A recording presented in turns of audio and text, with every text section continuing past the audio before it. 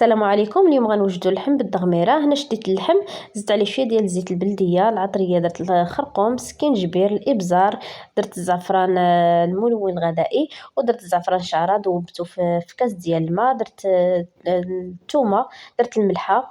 المهم المقادير غادي نخليها لكم مضبوطه اسفل الفيديو.